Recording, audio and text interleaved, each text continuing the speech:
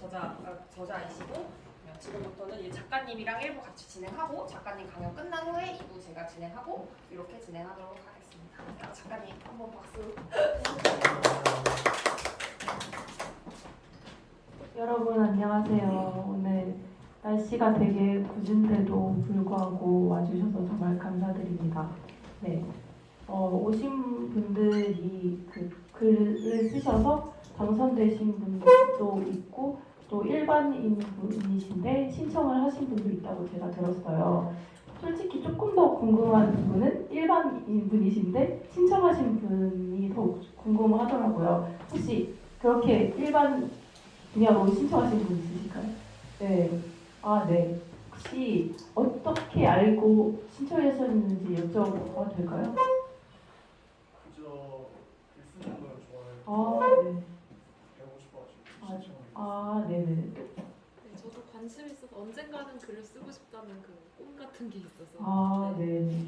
역시 글 쓰시는 분들은 이런 굳은 날씨도 뚫고 오실 만큼 열정이 많으세요, 삶에. 네. 그렇게 저는 생각하고 저도 삶에 열정이 많아서 글을 씁니다. 그리고 오늘 1부랑 2부로 되어 있는데 2부에서 제가 또 나와 있을 거예요. 가도 되는데 있겠다고 했어요. 그래서 혹시 좀 더 깊은 대화를 나누시고 싶은 분들은 네, 2부에서 또 함께 하시면 될 것 같습니다. 우선 오늘 강연 제목은 에세이 원데이 포인트 클래스. 그래서 1시간 만에 정말 중요한 부분만 제가 포인트로 알려드리는 강연인데요. 그럼 저는 제 소개를 하겠습니다. 저는 92년생이고요. 저는 서울에서 태어나서 서울에서 오늘 KTX 타고 여기 대전에 왔는데요. 대전에 제가 어렸을 때 와봤는지 모르겠지만 제가 기억으로는 처음 와보는 걸 거예요 아마. 네, 그래서 생각보다 별로 멀지 않았어요. 1시간이면 오더라고요. 그리고 저는 2017년에 소설 레귤러 가족으로 등단을 했었고요.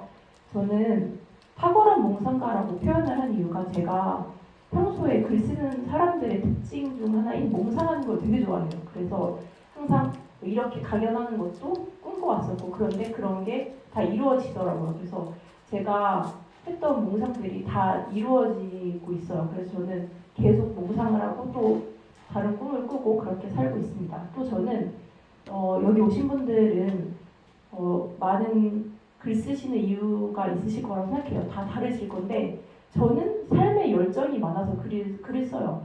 왜냐면 글쓰기는 사실 누가 시킨 게 아니잖아요.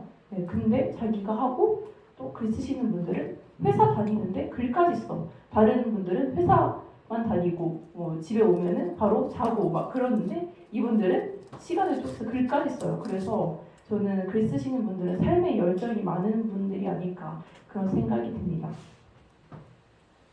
이 두 책은 전자책인데요. 둘 다 제가 쓴 건데 이게 이론책이에요. 소설과 에세이 이론책이고 옆에 있는 게 에세이 책이거든요. 네, 그 이론책을 내는 거는 제가 강사도 하고 있기 때문에 저의 노하우를 담아서 한번 이렇게 내본 거고 취미로 글쓰기라는 제목의 에세이는요. 제 학생들이 거의 다 취미로 글쓰기를 배우세요. 그래서 그 학생들을 보고 영감을 얻었어요. 저는 한 번도 취미로 글을 써본 적이 없어요. 항상 어딘가에 제출해야 됐고 그래서 부담감으로 글을 썼었는데 내가 만약 내 학생들처럼 취미로 글을 썼다면 26보다 더 이른 나이에 등단을 할 수 있지 않았을까 그런 생각도 들어요. 왜냐면 몸에 힘을 빼고 썼으니까 제 학생들이 취미로 썼다가 덜컥 작가가 되신 분들이 많거든요. 그래서 제목은 제 학생들을 보고 영감을 얻었습니다. 오늘은 이렇게 진행이 될 건데요. 네, 에세이에 대해서 알아볼 거고 에세이의 주제들이 뭐가 있는지 알아볼 거고 또 에세이를 쓸 때 유의점에 대해서 알아볼 거고 또 에세이를 쓰는 실전 그리고 많은 에세이 작가들을 제가 소개해 드릴 거고 또 에세이 잘 쓰는 법에 대해서 이렇게 배워보도록 하겠습니다. 우선 여러분들 에세이라는 단어 들어보셨죠? 네, 혹시 써보신 분도 계실까요? 아직 없어요? 있으세요? 네. 네. 그러면 에세이가 뭔지 조금 아실 거라고 생각을 해요. 이게 바로 에세이 정의예요. 사전적 일정한 형식의 구애를 받지 않고 자신의 생각과 경험을 자유롭게 표현하는 산문 형식의 글이다. 네, 이게 바로 에세이의 정의인데 에세이는 형식이 자유로워요. 네, 그리고 자신의 생각과 경험 또한 자유롭게 표현하면 되는 장르예요. 그래서 그냥 편지 쓰듯이 쓴 편지 형식의 글도 하나의 에세이가 될 수가 있다는 말이거든요. 그리고 누군가 봐줬으면 좋겠어서 쓴 공개 일기 그런 것도 에세이가 될 수 있다는 말이에요. 여러분 그렇다면 에세이라는 용어는 어디에서 비롯됐는지 어디에서 비롯됐냐면 혹시 몽테뉴라는 사상가이자 작가 들어보셨나요? 저는 21살 때 이분의 책을 읽었었는데 몽테뉴 수상록이라는 책이 있어요. 네, 수상록이라는 책으로 유명한 프랑스의 사상가 몽테뉴는 그 에세라는 이런 이름으로 책을 냈어요. 수상록이 에세라는 이름으로 나왔는데 이 뜻이 처음 시도하다 뭐 이런 뜻이에요. 그래서 여기서 나왔는데 영어로 통용되는 글쓰기 장르 에세이 이 단어도 여기서 나온 거예요. 그래서 에세 이후에 수필 형식의 글을 에세이로 통칭을 하게 되었어요. 그래서 몽테뉴는 에세이라는 그 단어를 만들어낸 사람이다. 그래서 에세이를 쓰시는 분들은 몽테뉴를 꼭 알고 계셨으면 좋겠어요. 네.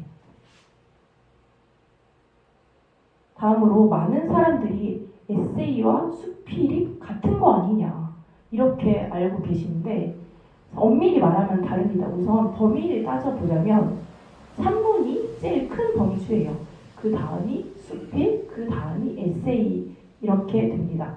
그래서 가장 큰 범위인 산문은 자유롭게 쓴 글을 모두 통용하는 그런 건데 예를 들어 산문과 소설 이런 게 산문에 속합니다. 네, 그래서 그리고 수필은 인생과 자연 생활에서 직접 경험하고 생각한 것들을 쓴 건데 자유롭게 쓴 문학 형태예요. 그래서 한자로 따를 수의 부필자 써서 수필이라고 하고 수필은 또 크게 에세이와 미셸러니로 나뉘거든요. 혹시 들어보셨는지 모르겠지만 에세이는 어느 정도 지적, 객관적, 사회적, 논리적 그런 성격을 지니고 있고 미셸러니는 감성적, 주관적 그런 성격을 가지고 있는데 우리가 읽는 게 미셸러니라고 생각하시면 돼요. 그리고 수필은 또 경수필과 중수필로 나뉠 수가 있어요. 경수필은 한자로 가벼운 경자를 써서 경수필이라고 하는데 다른 말로 미셸런이고 약간 가볍고 쉬운 문장들로 되어 있어요. 그리고 흔히 몽테뉴적 수필이라고 합니다. 또 경수필은 서술자가 밖으로 드러나 있는 특징이 있고요. 그리고 중수필은 한자로 무거울 중자를 써요. 그래서 약간 철학적이고 그러니까 논리적인 그런 구조로 쓰인 글을 말합니다. 그래서 이런 차이점이 있고요. 다음은 여러분들 혹시 칼럼 읽어보신 적 있으세요? 네, 인터넷 신문사에 들어가면은 흔히 볼 수 있죠. 그래서 칼럼과 에세이를 비교해 볼게요. 칼럼은 특정한 분야의 전문가가 대안을 제시하는 전문적인 산문이에요. 그래서 예를 들면 영화 평론가가 영화에 대해서 썼다. 그러면 그게 칼럼이 되는 거죠. 그래서 이렇게 전문가가 쓰면 칼럼이 되는 거고 전문가가 아닌 사람이 조금 가볍게 쓰면 에세이가 된다. 이렇게 이해하시면 되겠고요. 그래서 여러분 혹시 보셨는지 모르겠지만 저는 손홍규 작가 아세요? 소설가신데 그분이 예전에 인터넷에 경향신문에 칼럼을 연재하셨는데 제목이 책으로 나올 때 다정한 편견이라고 해가지고 책으로 내셨어요. 근데 제가 그 책을 되게 좋아했었는데 사실 우리는 편견이라는 단어를 들으면 대부분 부정적인 단어로 생각을 하잖아요. 근데 손흥규 작가는 특이하게 편견을 사랑한대요. 네. 편견은 한쪽으로 치우친 생각이라는 뜻이잖아요. 근데 칼럼은 자신의 생각을 적어야 되잖아요. 그래서 저는 칼럼을 이렇게 정의하고 싶어요. 칼럼이란 한쪽으로 치우친 아름다운 편견이다. 네. 이렇게 정의를 하고 싶고 또 칼럼과 에세이는 다른데 근데 에세이와 칼럼이 책으로 묶일 때는 있더라고요. 그 점이 같았어요. 그래서 저는 칼럼이라는 장르의 글도 되게 좋아했고 예전에 썼던 적도 있어요. 그리고 많은 소설가들이 그 신문사에 칼럼을 연재했다가 그거를 묶어서 산문집, 누구누구 산문집 이렇게 작가 이름을 붙여서 내더라고요. 그래서 에세이와 칼럼이 어떻게 다른지 아시겠죠? 네. 그러면은 네. 소설을 쓰시는 분도 있으실 거예요. 두 개 다 쓰시는 분도 있으실 거고 그러면은 여러분 에세이와 소설 중에 어떤 게 더 쓰기 조금 쉬울까요? 네, 맞아요. 네. 사과 쪼개듯이 정답을 이렇게 명확히 낼 수는 없지만 저는 글쓰기를 처음 시작하는 분들에게는 에세이 쓰기를 권하거든요. 왜냐하면은 처음 쓰는 분들에게는 소설 같은 이야기를 지어낼 수 있는 능력이 없는 분들이 많아요. 그리고 소설은 좀 배울 게 많아, 공부할 게 많은데 그에 비해서 에세이는 몸에 힘을 빼고 조금 쓸 수 있는 그런 분야라고 생각을 해요. 그리고 실제로 원데이 클래스가 들어오면 거의 다 에세이 쓰기로 들어가요. 네. 그래서 소설이 이야기를 지어내는 부분이 힘들다면 에세이는 솔직하게 자신의 이야기를 하는 게 힘들 수도 있어요. 하지만 자신에게 솔직해질 수만 있다면 저는 우선 에세이 쓰기를 권하고 싶습니다. 네. 여러분 혹시 에세이 쓰기 힘드시다면 일기 쓰기를 먼저 제가 권해드리고 싶어요. 네, 혹시 일기 쓰시는 분 있으세요? 오, 있으시네요. 네. 일기 쓰는 학생 있냐고 물어보면 거의 없거든요. 네. 근데 일기 쓰는 게 글 쓰는데 되게 도움이 많이 되는 게 그때 있었던 일이 기억이 안 나잖아요. 그래서 내 기억력을 네, 시험해 볼 수 있는 그런 그래서 일기 저는 일기의 역사를 돌이켜보면 저는 글을 쓰기 시작한 이후에는 그때부터 약간 관종 기질이 있었나 왜 이렇게 여러분 앞에 서는 것도 관종이고 글을 보여주는 것도 관종 기질이 있는데 그때 제가 고등학교 때 싸이월드 월드에 공개 일기를 썼어요. 네, 그럼 내 친구들이 그거 보고 포도알을 하나씩 붙여줬어요. 네, 그래서 그렇게 그때 썼던 일기가 떠올라요. 그래서 지금은 인스타그램에 피드를 올리면서 글을 조금씩 이렇게 써서 올리죠. 네. 저의 기분이나 감정을 같이 적고 그럼 나중에 그 글이 모여서 하나의 에세이가 되기도 해요. 어차피 내가 쓴 글이니까 긁어와도 상관이 없겠죠. 그래서 제가 왜 일기 이야기를 꺼냈냐면 에세이와 일기에 공통점이 있기 때문이에요. 에세이와 일기의 공통점은 바로 솔직하다는 점이죠. 네.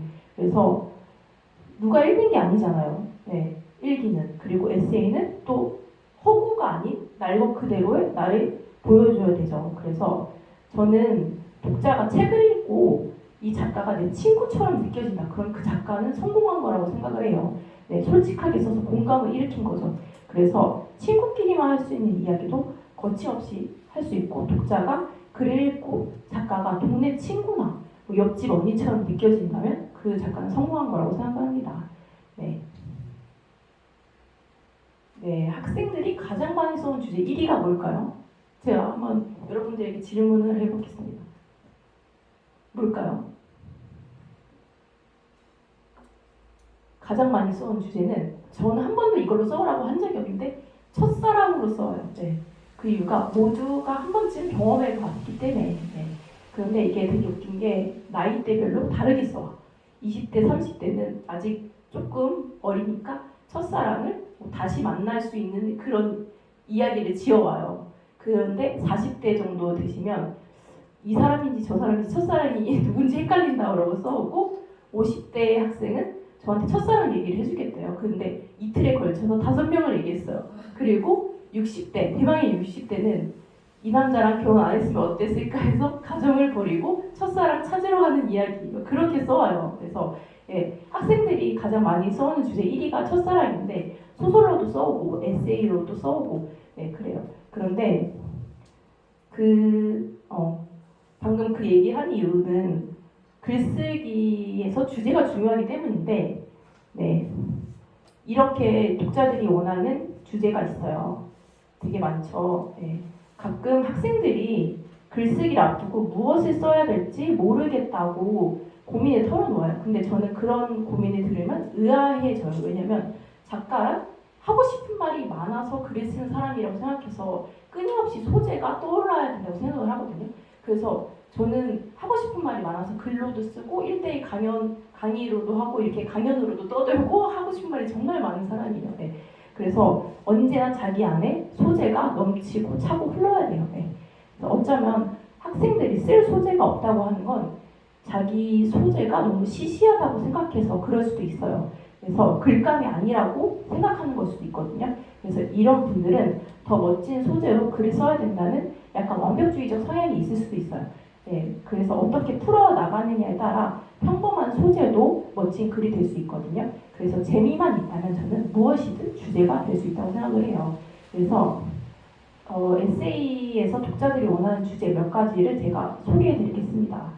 우선 가족입니다. 네, 가족을 다루는 에세이가 참 많은데 저는 그 중에 그 미실 쓰신 김별아 작가님의 그 우리가 사랑하는 이상한 사람들이라는 에세이에 대해서 소개해드리려고 해요. 원래는 이 책은 2009년에 가족 판타지라는 제목으로 나왔거든요. 근데 개정판으로 제목이 바뀌어서 다시 나온 거예요. 근데 여러분은 가족하면 어떤 게 떠오르세요? 네. 가족이라는 단어만 들어도 가슴이 뛰시는 뭉클해지는 분도 있고 남이 보지 않으면 내다 버리고 싶은 게 가족이다 이렇게 여기시는 분들도 있으실 거라고 생각합니다. 이 책은 가족을 가족이라서가 아니라 인간 대 인간으로 사랑하는 법에 대해서 일상적인 이야기로 말하고 있어요. 그래서 사회가 규정한 정상 가족이 과연 완전한가 뭐 이런 식으로 가족에 대해서 쓴 책인데 제가 한번 추천해드리고 싶었던 책이고요. 다음 주제는 연인입니다. 연인 관계는 사람마다 작가마다 다 다른 철학이 있을 거라고 생각을 해요. 그래서 더 다양한 이야기가 나오는 건데요. 제가 이번에 소개해드릴 책은 스탕탈 들어보셨나요? 적과 흑 쓰신 분. 그분의 연애론 에세이 러브라는 책인데 많은 사람들이 적과 흑을 쓴 프랑스 작가 그 정도로밖에 모르는데 사실 스탕탈은 연애 박사였어요. 굉장히 열정적이고 감상적인 연애 박사였는데 밀라노 장군의 아내였던 마틸드를 사랑했는데 그게 실패를 했어요. 그래서 그때 경험으로 연애의 법칙을 연애론이라는 에세이로 한 권의 책을 완성했습니다. 그래서 스탕탈은 그 어떤 심리학자보다 더 정확하게 남자와 여자의 연애 심리를 기술을 하고 있어요. 그래서 지금 현재까지 나오는 모든 연애론은 이 책에서 비롯됐다고 해도 과언이 아니라고 생각을 해요. 그래서 이 책을 쓴 지 200년이 지났거든요. 그래도 연애의 법칙에는 변함이 없다는 것에 대해서 놀라실 수도 있습니다. 그래서 스탕탈은 단순히 연애 심리를 추상적으로 나열하지 않았고 여기서는 뭐 스킨십, 연인에 대한 의식 뭐 그런 것들, 친구에게 연애 사실을 털어놓는 법 뭐 이런 것들에 대해서 구체적인 예를 들어서 자세히 설명해 주고 있습니다. 그래서 저는 이 책을 추천해드리고 싶고요. 다음 주제는 나. 네, 나에 대해서 알기란 쉽지 않죠. 왜냐면 나라는 존재는 계속 끊임없이 변하기 때문에 그래서 더 어렵고 더 알고 싶은 주제라고 저는 생각을 해요. 네, 그래서 나에 대한 주제가 인기가 많은 게 아닐까 그런 생각을 하는데 나에 대한 책으로 저는 김수현 작가의 나는 나로 살기로 했다. 많이 들어보셨죠? 베스트셀러였어요. 그래서 이 책을 추천해드리고 싶은데 여기서는 나를 인정하고 아픔과 슬픔을 저항하지 않고 살도록 안내를 하는 책이에요. 그래서 이 책을 읽으면 내면 속의 아픔을 들여다보는 시간을 가질 수 있을 거라고 생각을 합니다. 다음은 위로인데요. 작가 자신의 경험과 이야기를 통해서 독자에게 위로를 해줄 수가 있을 것 같아요. 그래서 제가 소개해드릴 책은 다 아실 거예요. 백세희 작가의 죽고 싶지만 떡볶이는 먹고 싶어. 이 책은 저자가 10년 넘게 우울증 증상이 지속되는 상태와 불안장애를 겪었다고 해요. 그래서 그 정신과를 다니다가 그 선생님과 얘기했던 내용을 간추려서 적은 책이라고 해요. 그래서 이 책을 읽고 공감이 갔다던 독자 중 한 명은 주변 사람과 자신을 비교하는 마음이 그게 달했던 게 이 책의 내용과 되게 비슷했기 때문에 그렇다고 하네요. 네. 다음 주제는 자존감인데요. 자존감 역시 아까 제가 말했던 나라는 주제랑 비슷하겠죠. 그래서 저는 윤홍균 작가의 자존감 수업이라는 책을 소개해드리고 싶어요. 이 책은 정신과 의사인 윤홍균 원장님이 쓰신 책으로 자존감이 우리 삶에 미치는 영향을 알려주고 자존감을 끌어올리는 방법들을 제시해줍니다. 그리고 다음 주제는 치유인데요. 상처 입은 내면을 채우기 위해 치유라는 주제의 책을 집어들 것 같습니다. 그래서 저는 약간 풀소유로 논란이 되긴 했지만 해민스님의 멈추면 비로소 보이는 것들을 추천해드리고 싶은 게 저는 그런 말 들어보셨어요 혹시? 작가랑 연예인과 스님이 사주가 같다. 왜냐면 대중의 흐름을 타고 대중 앞에 서야 되기 때문에. 그래서 요즘 보면은 또 작가와 스님이 비슷한 게 자기 사유 그거를 글로 풀어서 이렇게 대중에게 말을 한다는 점. 그래서 저는 스님의 말을 되게 좋아해요.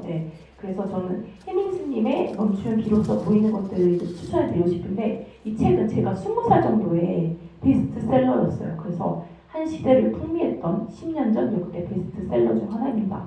그래서 뭐 자기에 대해서 알고 싶고 무언가에 쉼없이 달려오신 분들 그런 분들이 읽으면 좋을 것 같습니다. 다음 주제는 사랑. 언제나 인기 있는 주제죠. 그래서 우리는 살아가는 한 끊임없이 사랑을 합니다. 그래서 저는 되게 유명한 책인 정신분석학자의 에리 프롬의 사랑의 기술을 추천해드리고 싶어요. 사랑의 기술은 사랑이 우연한 기회에 경험하게 되는 행운만 있으면 누구나 겪게 되는 게 아니라 하나의 기술이라는 견해를 전제로 합니다. 그래서 이 책은 사랑을 잘하기 위해선 사랑의 본질을 파악해야 하고 이에 맞는 훈련을 해야 한다고 말을 해요. 그래서 이렇게 제가 추천을 해드리고 싶습니다. 그래서 이런 주제에 대해서 말씀드린 거는 여러분들이 앞으로 에세이를 쓰실 때 주제를 선정하는 데에서 조금 도움이 될까 해서 이렇게 말씀드린 거고요. 다음은 우리가 글을 쓸 때 타깃 독자를 정하고 쓰면 오히려 공감력을 끌어낼 수가 있어요. 내가 너무 많은 전 연령대를 공감시키겠다. 오히려 그러면 감흥력이 떨어질 수가 있어요. 그래서 제가 제 학생 중에 서점에 지금도 팔고 있는데 엄마의 주례사라는 에세이 들어보셨는지 모르겠지만 이걸 쓰신 작가님이 저한테 소설을 배우려고 신청을 했었어요. 그래서 엄마의 주례사는 제목만 봤을 때 딱 어때요? 결혼을 앞둔 딸이 읽기 좋겠죠. 그렇게 타깃 독자를 두고 쓰는 게 오히려 더 공감력인 감흥력을 끌어낼 수 있다. 그리고 이제 글을 쓰셔야 되는데 그때 이 말은 제 학생들이 되게 좋아해요. 모든 초고는 쓰레기다. 왜냐면 자기 그래도 가능성이 있다. 그래서 어떤 학생 저한테 초고를 줄 때 선생님 쓰레기 드려요. 막 이러면서 줘요. 그래서 학생들이 제일 좋아하는 말이에요. 그래서 맞아요. 해밍웨이의 글도 쓰레기였어요. 근데 정말 많은 퇴고를 거쳤겠죠. 그리고 여러분들이 만약 책을 내시겠다 그러면 한 50곡지 정도 쓰셔야 돼요. 에세이를. 그러면 그 50개가 다 내 마음에 들 수가 없어. 그럼 그때는 쿨하게 넘기세요. 그리고 내가 만약에 50개를 싫겠다 그럼 60개를 쓰세요. 그 다음에 몇 개를 버리면 돼요. 그렇게 쿨하게 넘기는 게 저는 그런 많은 분량을 쓸 수 있는 방법이라고 생각을 합니다. 그리고 에세이를 쓸 때 가장 큰 매력이자 가장 큰 어려움은 저는 솔직함이라고 생각을 해요. 여러분들 혹시 솔직하다는 말 주변에 들으시나요? 저도 듣는 편인데 제 학생들에 비하면 저는 아무것도 아니에요. 제 학생들은 여학생인데도 그렇게 글을 솔직하게 써와요. 그래서 제가 놀랐는데 그게 어떻게 보면 아직 기성 작가가 아니어서 그래서 검열을 할 필요가 없는 거죠. 그래서 습작 시절 때는 그런 매력이 있는 것 같아요. 습작 시절의 글은 정말 솔직하고 이제 작가가 되면은 독자를 의식해야 되고 또 내가 이 글을 썼을 때 사회적 파장이 일어나지 않을까 그런 걱정을 해야 되고 그래서 솔직함이 제일 중요하다고 생각을 하고요. 이거는 제가 이석원 작가님을 되게 좋아하거든요. 이석원 작가님의 보통의 존재가 되게 솔직했어요. 그 중에 정말 되게 솔직하다고 느꼈던 부분이에요. 여러분들도 이렇게 솔직한 문장 쓰실 수 있을 거라고 저는 생각을 해요. 그래서 솔직함은 크고 밝은 것 같아요. 그리고 혹시 여러분들 메모 하시나요? 메모 많이 하시나요? 네, 저는 요새 제 학생들은 카카오톡에 자기에게 메시지 보내기 그걸로 메모를 한다고 해요. 그래서 메모를 만약에 안 하신다고 해도 앞으로는 메모를 하시는 습관을 들이시는 게 글 쓰는데 많은 도움이 될 거라고 생각해요. 네, 작은 메모가 모여서 한 편의 에세이가 되기도 하고요. 또 에세이를 쓰기 위해서는 에피소드를 많이 모아야 되거든요. 네, 그래서 하나의 주제를 말하기 위해 2-3개의 에피소드를 가져와라 이렇게 말했는데 그 이상이 되면 너무 분산되고 정신없어 할 수가 있어요. 그래서 2-3개 정도가 저는 적당하다고 생각합니다. 네. 그리고 에세이는 1인칭의 글이다. 네. 다음은 이제 에세이의 시점에 대해서 알아볼 건데 소설은 시점이 다양하죠. 네, 그거에 비해 에세이는 1인칭 시점의 글입니다. 나를 내세워서 쓰게 되고 설령 그것이 나 아닌 다른 사람의 이야기를 담더라도 거기에는 자기의 생각이나 가치관이 들어가야 돼요. 따라서 에세이는 어느 문학 장르보다 독창적이고 개별적이에요. 글을 쓴 사람의 내면 세계가 여과 없이 드러나는 문학 장르입니다. 여기서 1인칭 시점에 대해서 조금 더 알려드리고 싶어요. 1인칭 시점은 소설, 회고록 그런 데에서 많이 쓰였죠. 그런데 그 에세이 이런 데서 많이 찾아볼 수 있는데 보다 개인적이고 매력적인 오조를 만들고 화자나 주인공의 심리와 감정을 탐구하는 데 자주 사용이 됩니다. 1인칭 시점으로 글을 쓸 때 글이 매력적이어지도록 하기 위해 염두에 둘 게 있어요.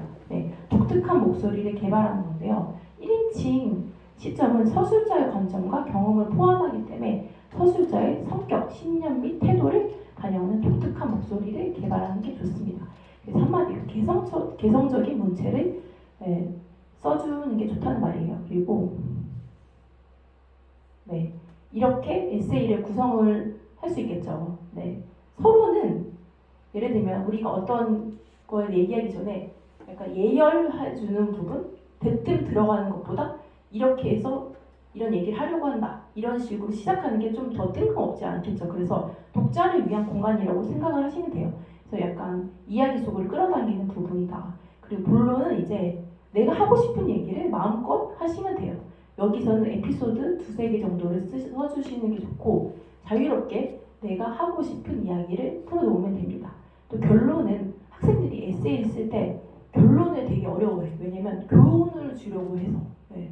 근데 교훈 주려고 하면은 읽는 독자가 이 사람이 날 가르치려고 하네? 이런 느낌이 들어서 거부감이 들어서 읽기 싫다고 하더라고요. 그래서 교훈을 줄 필요는 없어요. 대신 여운을 주면 됩니다. 그래서 마지막을 세련되게 하는 게 제일 어렵더라고요. 학생들이 보니까. 그래서 교훈을 줄 필요는 없다. 하고 싶은 메시지를 하면 된다. 그리고 이 작가들을 제가 소개해드리고 싶어요. 마쓰다 미리 들어보셨나요? 에세이계의 공무원이라는 별명이 있죠. 왜냐면 정말 엄청 많은 책을 냈어요. 다작을 했어요. 이 작가의 책 중에 제목이 뭉클하면 안 되나요가 있어요. 이 제목은 이 작가가 좀 특이하게 이 작가는 감정을 메모한대요. 근데 제목 뭉클하면 안 되나요? 어때요? 딱 봐도 감정 메모한 것 같죠? 그래서 그런 약간 다른 사람들이 그냥 넘어갈 법한 것들을 잘 포착해내는 그런 섬세한 작가인 것 같아요. 그래서 저도 마쓰다 미리 되게 좋아했었고 마쓰다 미리는 정말 소소한 이야기들을 해요. 그리고 마쓰다 미리는 일본의 에세이스트이자 만화가이기도 해서 마쓰다 미리 책에는 자기가 그린 그림도 같이 실려져 있습니다. 다음은 공지영 작가. 공지영 작가님은 소설가로 유명하신데 사실 에세이로도 소설만큼 돈을 많이 버신 작가예요. 그래서 제가 소개해드리고 싶은데 그 중에 네가 어떤 삶을 살든 나는 너를 응원할 것이다. 이 제목 어때요? 딱 봐도 독자를 위로해주는 것 같죠? 응원해주는 것 같고 여기서 보면은 네가 어떤 삶을 살든 나는 너를 응원할 것이다. 이렇게 너라고 칭해서 읽는 독자로 하여금 나에게 하는 말 같은 효과를 줬어요. 그래서 독자들이 이 책을 집어들었다는 거죠. 나에게 하는 말 같아. 그리고 다음은 이석원 작가. 제가 되게 좋아하는 작가님인데요. 네, 이분의 보통의 존재는 또 제가 20살 때 읽었는데요. 저는 소설로 데뷔했지만 지나고 나니까 내가 20살 때 되게 인상 깊게 읽었던 책은 에세이였던 거예요. 그래서 이번에 에세이 책을 한번 내보게 됐던 그런 계기도 이분의 책을 읽고 내 과거의 경험을 떠올려 보니까 나 그때 이 책 되게 인상 깊게 읽었었지 해서 이렇게 나온 것도 있어요. 그래서 이석원 작가님은 정말 솔직해서 제가 놀랄 때가 있어요. 이분은 언니네 이발관이라는 인디밴드의 보컬로도 활동하시고 계셔가지고 팬이 많은데도 정말 사생활에 대해서 다 노출하셔가지고 제가 너무 이분은 이렇게 솔직하면 나는 어떤 걸 써야지 먹고 살 수 있을까 이런 생각도 했었어요. 그랬더니 학생들이 선생님은 뭐 선생님 나름대로 솔직한 다른 게 있겠죠 이런 말을 해줬던 기억이 있습니다. 그리고 에세이를 잘 쓰려면 어떻게 해야 될까요, 여러분들? 네, 어떻게 해야 될까요? 저는 일단 제가 좋아하는 임경선 작가님 이런 말을 했어요. 그 에세이를 쓰는 사람 자체가 매력이 많아야 된다. 네. 이 말도 좀 맞다고 생각을 해요. 왜냐면 그 사람의 날 것 그대로를 보여주는 거니까. 네. 그래서 이 말도 맞고 또 저는 이 말도 맞다고 생각해요. 구체적으로 써라. 에세이를 잘 쓰려면. 예를 들면 구체적으로 써라는 에세이 말고 소설, 뭐 모든 희곡, 뭐 보고서 그런 거에도 다 원하는 글쓰기가 구체적으로 써라인데요. 예를 들면 맥주를 마셨다와 하이네켄을 마셨다가 다르다는 거죠. 그렇게 글은 구체적으로 써줘야 돼요. 네. 그래서 구체적으로 써줘야지 설득력이 있기 때문이에요. 네. 그리고 경험지상주의. 글 쓰는 사람들에게는 되게 중요한 게 경험이잖아요. 그렇지만 경험지상주의가 될 필요는 없어요. 저의 시행착오를 얘기해드리면 제가 20대 초반에 연애소설을 쓰려고 뭐 별로 20대 초반에서 경험이 없었어요. 연애 경험이 없어서 누구 한번 좋아해볼까? 해가지고 뭐 이렇게 들이대봤다가 괜히 상처만 받고 그랬던 경험이 있어요. 그래가지고 굳이 그렇게 애써 경험지상주의가 될 필요는 없겠구나 그런 생각이 들었어요. 그래서 내가 지금 있는 경험으로도 충분히 쓸 수 있고 그래서 경험이 나를 압도해서는 안 된다. 네, 그런 말씀도 저는 드리고 싶고요. 또 많이 하는 질문 중에 이런 질문이 있어요. 주제가 꼭 있어야 하나요? 네. 사실 주제가 있는 글을 쓰려고 하면 부담이 될 수밖에 없어요. 거창한 주제가 있어야 된다고 생각을 해서 그런데 저는 주제가 없고 그냥 하나의 소재만 있으면 그냥 써내려 가도 된다고 생각을 해요. 그런 다음에 마지막에 갔을 때 어떤 메시지가 나올 테고 그 메시지를 토대로 또 제목이 나올 테고 그럼 그 제목 자체가 주제가 되기도 하거든요. 그래서 주제가 꼭 있어야 된다는 그런 강박관념에서 벗어났으면 좋겠습니다. 또 학생들이 저한테 하루에 몇 시간 글 쓰세요? 이런 말 하시는데 제가 이번에 취미로 글쓰기를 47곡지를 썼는데 그걸 빨리 끝내고 싶어서 하루에 막 7개 썼던 적도 있어요. 네. 그래가지고 그럼 한 5시간 썼을걸요. 네, 그렇게 저는 예전에 소설 썼을 때도 아침 7시에 카페에 와서 5시까지 앉아있다가 갔어요. 그래서 저는 좀 약간 집념으로 글을 쓰는 스타일이어서 그런데 여러분들은 힘드실 수 있으니까 한두 시간이 적당하고 조금씩 늘려가시는 것도 저는 좋다고 봅니다. 그리고 글을 오래 쓰시려면 체력이 중요한데요. 제가 했던 것 중에 저는 21살 때부터 수영을 코로나 터지기 전까지 했어요. 7년 동안 했었는데 그게 글 쓰려고 체력을 기르려고 했던 거예요. 하루키도 수영하는 걸로 유명하죠. 그래서 저는 여러분들이 글을 오래 쓰고 싶다. 네, 그러면 체력을 기르시는 거를 추천드리고 싶습니다. 그리고 다 쓴 글을 고치는 걸 퇴고라고 하죠. 퇴고 시 유의사항이 있어요. 글은 김치와도 같다. 이 말이 무슨 말일까요, 여러분?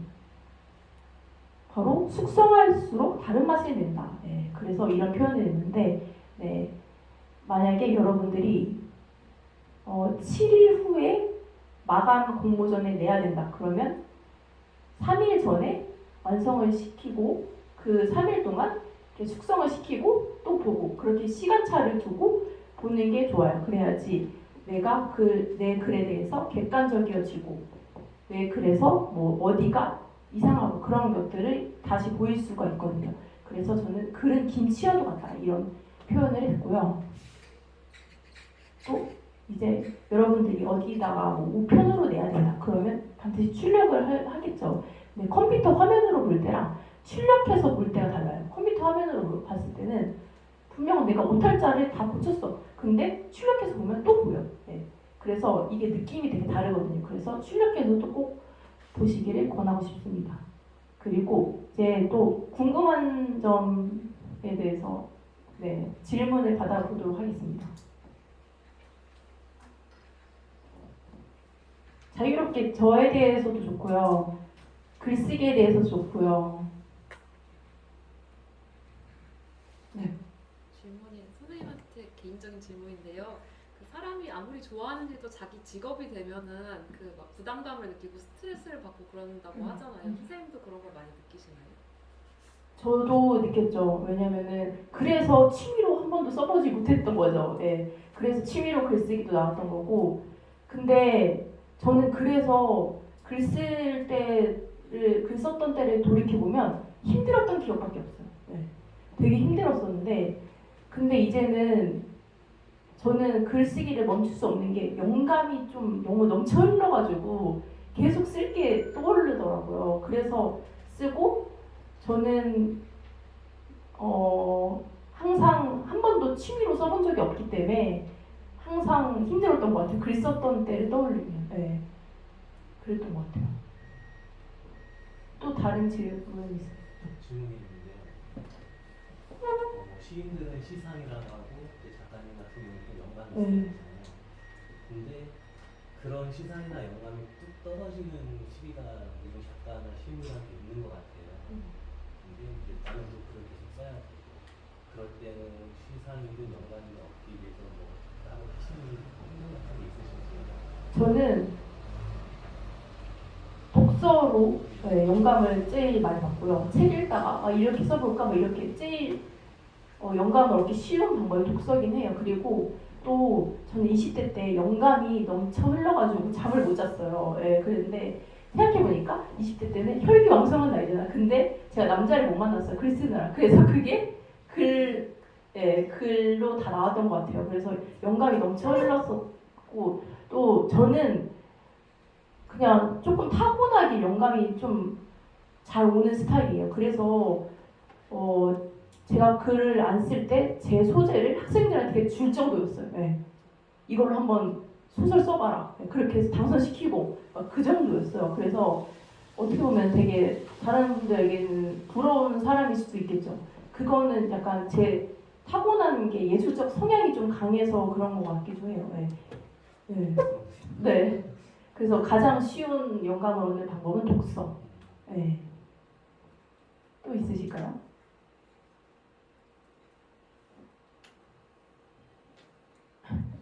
혹시 글 쓰거나 하실 때 분량을 맞춰서 써야 하는 경우가 있잖아요. 네. 이만큼 짧게 써야 한다거나 아니면 이만큼 꼭 길게 맞춰서 써야 한다거나. 근데 그게 내 마음대로 이렇게 쭉 쓰다 보면 또 그렇게 써지지 않을 때가 있잖아요. 그럴 경우에 뭐 분량을 맞추거나 하실 때는 어떻게 조절을 하시는지. 저도 맨 처음에 글 쓸 때 길게 쓰는 걸 못했어요. 항상 분량이 모자랐어요. 그래서 그게 걱정이었는데 그 소설 같은 경우 분량이 모자라다 그러면 사건을 늘리면 돼요. 네. 사건을 늘리면 되고 또 분량을 줄이는 건 쉬운데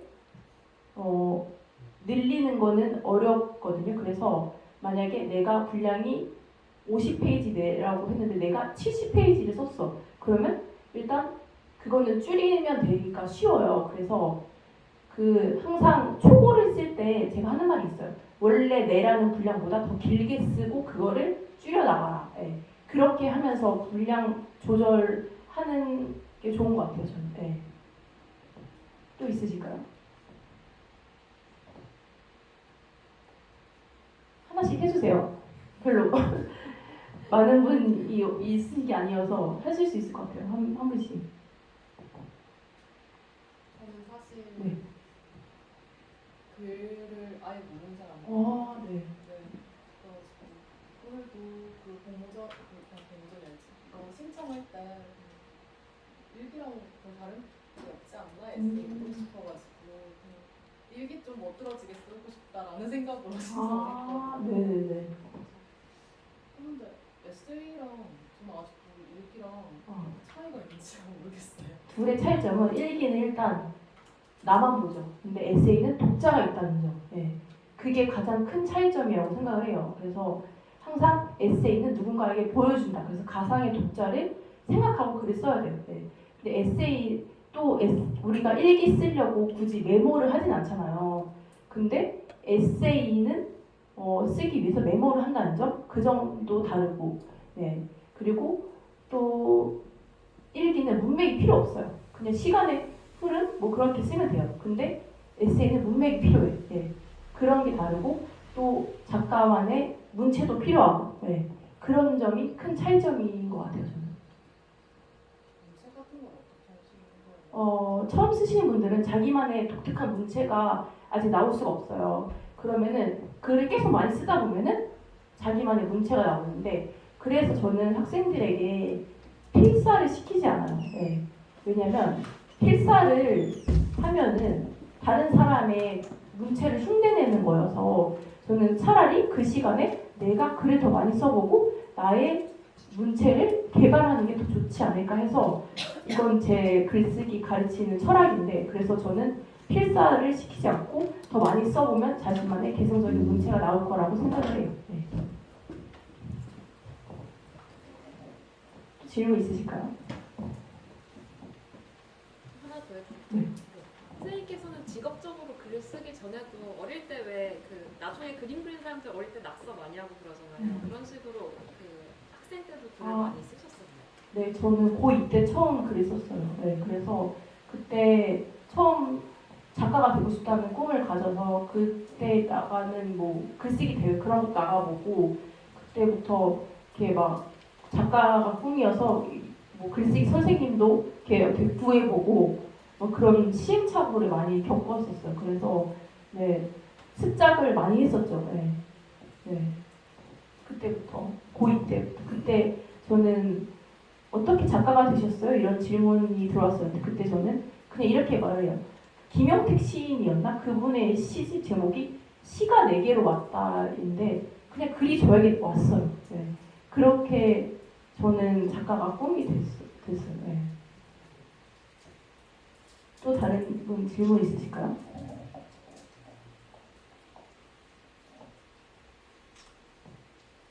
지금 어떤 글 쓰고 계시는지도 궁금해요. 어떤 글 쓰고 계세요? 저는 10조. 아, 시가 사실 문학에서 제일 어려운 장르라고 해요. 네. 그냥 함축적이고, 네. 그런 말이 있어요. 시는 천재들만 쓸 수 있다. 그런 말이 있을 정도로. 네. 근데 아무튼 시도 좋고, 네. 저도 시 되게 좋아했었고 시인들도 되게 좋아했어요. 그 이유가 시인들이 되게 똑똑하더라고요. 아는 게 많더라고요. 그래서 같이 얘기하면 내가 읽은 책 다 읽었어. 네. 그래서 말이 잘 통하더라고요. 네. 그리고 한 가지 사적인 네. 질문이 있는데 등단하신 협회가 혹시 흥남공간 아, 네, 맞아요. 네. 저랑 같이 진짜요? 오, 거기서 시로 등단하셨어요? 그럼 그 김병기 편집자님 아시겠네요? 아, 그분이 저를 이렇게 많이 키워주셨어요. 근데 내가 큰 것도 있지만. 아, 진짜? 저는 되게 편집장을 잘 이용했어요. 편집장이 뭐 하는 사람인지 이렇게 공부해가지고, 편집장이랑 작가의 머리 꼭대기에 있는 사람이어서 그 사람의 글을 봐주고 뭐 이렇게 작가가 힘들 때 고민도 들어주는 사람이 편집장이거든요. 그래가지고 제가 먼저 막 연락하고 막 적극적이게 막 이용을 많이 했어요. 편집장. 와, 이렇게 협회 분 만날 줄 몰랐어요. 진짜. 저도 어제 검색해보고 깜짝 놀랐어요. 대전 사시죠? 네. 오, 저 6월 12일에 서울 송파에서 작가의 만남하는데 그때 김병기 편집장이 오신댔어요. 시간 되면 네네. 정말 반갑습니다, 진짜. 네. 또 다른 분 있으실까요? 또 어떤 글 쓰세요? 저요? 네. 저는 자서전 몇 권을 어떤 기사에 눌러가지고 에세이 아, 에세이. 자서전이 어떤 분야인지 몰라요. 아, 그럼 자서전을 쓰고 싶은 건가? 아니 지금 쓰고 있습니다. 아, 쓰고 있어요. 자서전도 에세이 형식으로 이렇게 쓰는 게 많아요. 네. 그래서 자서전 쓰고 싶다고 저한테 의뢰하시는 분 많거든요. 그러면 일단 자기 얘기를 하는 거니까 에세이 형식으로 한번 몇 개씩 써보자 이렇게 했거든요. 그래서 에세이 쓰는 게 많이 도움이 되실 거라고 생각을 해요. 아무래도 자기 에피소드를 많이 써야 되니까. 네. 제가 응원하겠습니다. 네. 또 다른 거 있으실까요? 꼭지는 뭔가요? 한 챕터. 네. 그러면은 아까 전에 꼭지를 많이 하신다고 네. 50챕터. 네, 네. 그 원래 에세이 한 권에 거의 제가 이렇게 보니까 50꼭지 정도 들어가더라고요. 그럼 한 꼭지에 1.5장 정도? 네. 그게 50개 있는 거예요. 네. 네. 제가 답변을 조금 보태서 드리면은 책 하나를 출판할 때 A4 용지로 쓰셨을 때 그냥 일반적으로 7, 80페이지 정도가 기본적으로 필요하다고 하더라고요. 요즘은 많이 이제 분량이 줄어들었지만 그래서 만약에 내가 한 편을 길게 쓸 자신이 있다 하면은 챕터를 좀 줄이셔도 되고 한 편을 근데 내가 짧게밖에 못 쓰겠다 하면 그 챕터를 늘려서 어쨌든 7, 80페이지 정도의 A4 용지가 나와야지 책 같은 원형이 생긴다라고 생각을 하시면 될 것 같아요. 그냥 어렵네요. 근데 꼭 혼자서 쓰시지 않아도 되니까 여러분들 같이 할 수도 있고. 그래서 이렇게 글을 잘 모르시는 분이거나 우연히 신청하시는 분들이 더 반가운 게 사실 어떤 작가를 알게 됐을 때 그 기쁨이 2배 되는 게 우연히 만나는 거거든요. 어떤 책을 읽고서 내가 그 책을 되게 감명 깊게 남는 것도 우연히 알게 됐을 때. 네. 예를 들면 뭐 맛집도 우연히 알게 됐을 때 좋은 것처럼. 네. 그래서 오늘 이렇게 우연히 저를 보게 되신 거잖아요. 그래서 저는 우연히 이렇게 오신 분들이 더 궁금했어요. 네. 또 궁금하신 점 있으신가요? 작가로서의 삶이라든지 아니면 제가 강사도 하고 있잖아요. 그런 것도 궁금하실 수도 있을 것 같고.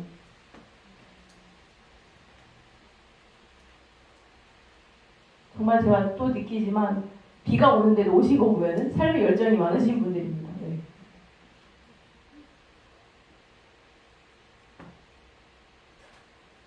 네. 혹시 뭐 강연 다니고 있으면 개인 사업자 이런 거 내야 되나요? 아니요. 그런 거. 저는 숨고라는 플랫폼에서 활동을 하는데 거기서 강연 제의가 들어와서 하고 작가들은 다 프리랜서로 활동을 해요. 네. 그래서 개인 사업자는 없어도 돼요. 네. 강연 하고 싶으신 생각 있으세요? 아니요, 그냥 궁금해서. 제가 제 제자들을 이렇게 작가로 키울 때도 혹시 강연까지 하고 싶은 사람 있냐 하면은 별로 없어요. 왜냐면 이 강연은 또 약간 내성적인 사람은 싫어할 수 있거든요. 그래서 네. 근데 저는 관종이기 때문에 너무 좋아. 그래서 책을 냈어요. 강연을 더 많이 하려고. 네. 아니 혹시 MBTI가 다들 안 믿는데 저 I예요. 저 인프제거든요. 근데 이게 강사 생활하면서 되게 성격이 변하나 봐요. 네. 그래서 다시 해봐야 되겠어, 저도. 네. 저 진짜 I인데 어떤 학생이 E에 가까운 I 아니냐 뭐 이런 식으로 얘기를 하더라고요. 네.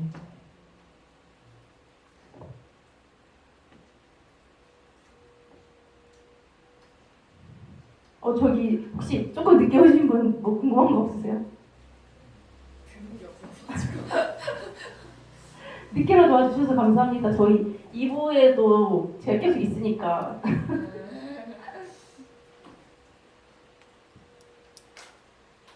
그리고 약간의 홍보를 하자면 제가 낸 책,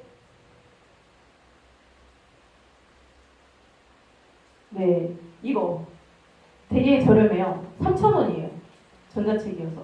그렇지만 제가 인세를 40% 받기로 계약을 해서 10,000원짜리 책을 팔아도 그것보다 더 돈이 들어요.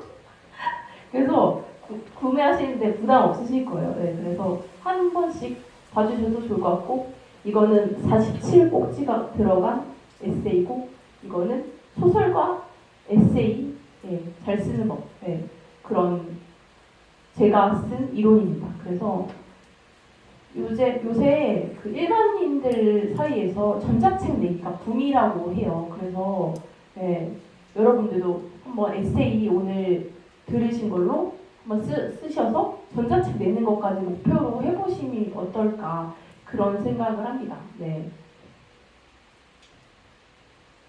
또 질문 없으시면 끝내도 될까요? 네. 그리고 저희 2부에서 함께 또 하도록 하겠습니다. 와주셔서 감사합니다. 한